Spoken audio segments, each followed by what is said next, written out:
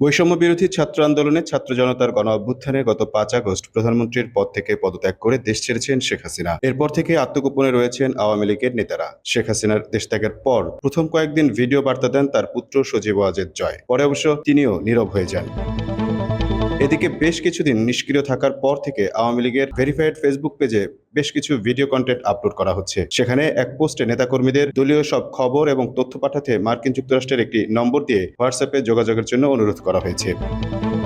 মঙ্গলবার ২৭ আগস্ট সন্ধ্যায় দেওয়া ওই পোস্টে বলা হয়, আপডেট বাংলাদেশ আওয়ামী লীগের অফিসিয়াল হোয়াটসঅ্যাপ, এই নম্বরে দলীয় সব খবর এবং তথ্য পাঠাতে অনুরোধ করছি। খোঁজ নিয়ে জানা যায় নম্বরটি মার্কিন যুক্তরাষ্ট্রের। আওয়ামী লীগের নেতাকর্মীদের হোয়াটসঅ্যাপে যোগাযোগের আগের নম্বরটি ছিল বাংলাদেশি নম্বর, দুটোতে কল দিয়ে কোনো সাড়া মেলেনি।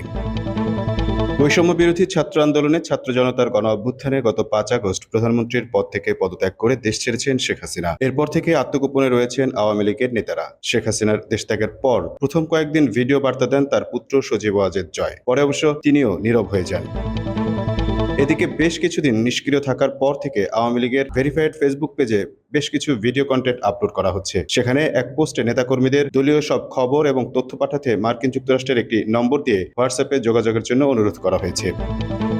মঙ্গলবার ২৭ আগস্ট সন্ধ্যায় দেওয়া ওই পোস্টে বলা হয়, আপডেট বাংলাদেশ আওয়ামী লীগের অফিসিয়াল হোয়াটসঅ্যাপ, এই নম্বরে দলীয় সব খবর এবং তথ্য পাঠাতে অনুরোধ করছি। খোঁজ নিয়ে জানা যায় নম্বরটি মার্কিন যুক্তরাষ্ট্রের। আওয়ামী লীগের নেতাকর্মীদের হোয়াটসঅ্যাপে যোগাযোগের আগের নম্বরটি ছিল বাংলাদেশি নম্বর, দুটোতে কল দিয়ে কোনো সাড়া মেলেনি। Amul Mahfuz, time news desk.